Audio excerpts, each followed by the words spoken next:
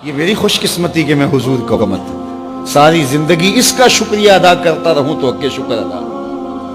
ہم حضور کے امتی نبی انتظار کرتے رہے, نبی منتظر رہے. حضرت خلیل اللہ کی بارگاہ میں پکار رہے ہیں, ربنا وابعث فیہم رسولا, مالک رسول بھیج دے. کوئی کہتا ہے لیسا بفظ ولا بغلظ, وہ ترشرو نہیں ہوگا, سخت مزاج نہیں ہوگا, ماتھے پہ شکنے لانے والا نہیں ہوگا, وہ پیار بانٹنے والا ہوگا. بس وہ آیا جا رہا. حضرت عیسیٰ نے تو نام بھی بتا دیا, مبشرم برسول یاتی من بعد اسمہ احمد. لوگوں میں جا رہا ہوں, چلو نام بھی بتا دیتا ہوں, میرے بعد جو آنے والا اس کا نام احمد ہوگا. نبی انتظار کرتے رہے, 12 نبیوں نے انتظار کیا حضور کی امت میں ہونے کے لیے, تمنا کی. نستورہ راہب انتظار کرتا رہا, بحیرہ راہب انتظار کرتا رہا. شب ہجر کی سختیاں کوئی اس سے جا کے پوچھے, تیری راہ تکتے تکتے جسے صبح ہو گئی. زندگیاں گزار دی انہوں نے. سلمان فارسی کی کہانی سن لو, مجوسی کے بیٹے تھے, حق کی طلب میں نکلے, باپ نے گھر سے نکال دیا.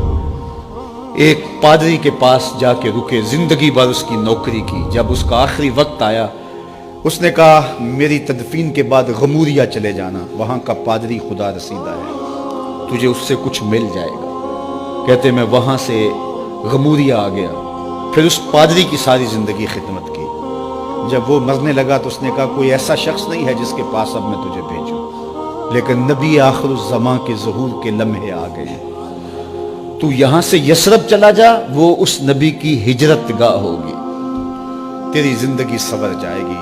تو نے بڑی محنت کی ہے, بڑی نوکری کی ہے میری. کہتے میں نے اس کو کہا کہیں ایسا نہ ہو میں دھوکہ کھا جو مجھے کوئی نشانی بتا. اس نے کہا 3 نشانیاں ہیں, ایک صدقہ نہیں لے گا, دوسرا ہدیہ رد نہیں کرے گا, تیسرا 2 کندھوں کے درمیان مہر نبوت ہو. کہتے ہیں میں نے اس کی تدفین کی, یثرب کی جانب جاتے ہوئے ایک قافلے میں شامل ہو گیا. انہوں نے مجھے پکڑ کے اپنا غلام بنا لیا, لیکن میرے پہ مہربانی یہ کی کہ مجھے بیچا جا کے مدینے میں. ایک یہودی نے مجھے خرید لیا. میں اس کے باغ میں گوڈی کرتا تھا, کام کرتا تھا, کھجوریں توڑتا تھا, لیکن میں انتظار میں تھا کہ کبھی وہ نبی آخر الزمان آئے تو مجھے دید ہو. کبھی عرش پر, کبھی فرش پر, کبھی ان کے در, کبھی در بدر. غم عاشقی تیرا شکریہ, میں کہاں کہاں سے گزر گیا.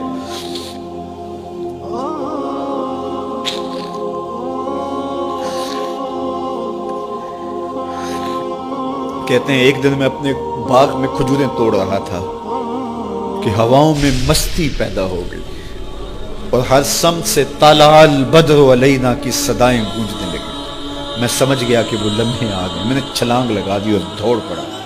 میرے آقا نے سمجھا شاید غلام بھاگ گیا, اس نے دوڑ کے مجھے پکڑ لیا. میں نے اس کو کہا کہ میں نوکر تیرا ہی ہوں, لیکن دل نوکر کسی اور کا ہے. میں بھاگوں گا نہیں, مجھے جانے دے. میں کچھ کھجوریں لے گیا تھا صدقے کی نیت سے, جا کے حضور کو پیش کی. آقا کریم نے فرمایا ہم نبی صدقہ نہیں لیتے. کہتے ہیں نشانی ایک پوری ہو گئی. کہتے ہیں کہ میں کچھ دنوں کے بعد اور کھجوریں لے گیا, اور میری نیت ہدیہ کی تھی. میں نے پیش کی, حضور نے قبول فرما لی. لیکن میں بھی کہتا تھا تیسری نشانی بھی پوری ہو لے تو پھر مانوں گا. اور وہ کیا تھی؟ 2 کندھوں کے درمیان مہر نبوت. کہتے ہیں ایک دن حضور میرے باغ میں آئے, اور آقا کریم نے اپنے مبارک کندھے پہ چادر رکھی ہوئی تھی, اور چادر کی اوٹ میں مہر نبوت چھپی ہوئی تھی.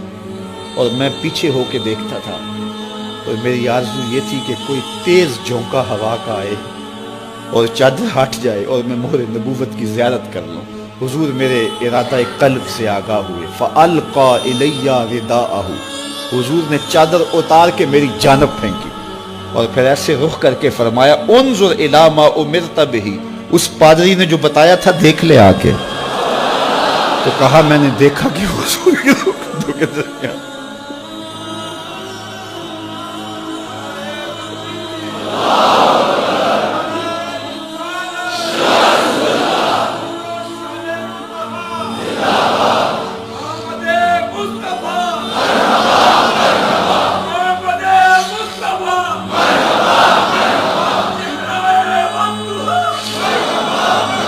شب ہجر کی سختیاں کوئی اس سے جا کے پوچھے, تیری راہ تکتے تکتے جسے صبح ہو گئی.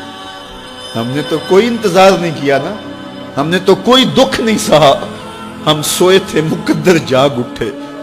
ہمارے والد مسجد سے مولوی صاحب کو بلا لائے. انہوں نے کان میں آ کے کہا مبارک ہو تو حضور کا نوکر بن کے آ رہا.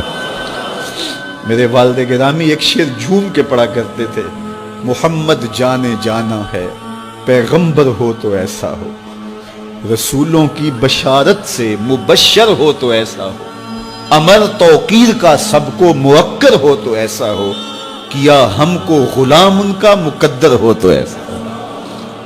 میں اپنے مقدر پہ قربان نہ جاؤں, آپ اپنے مقدر پہ نثار نہ جائیں. ہمیں وہ نبی ملا جو نبیوں کا نبی ہے.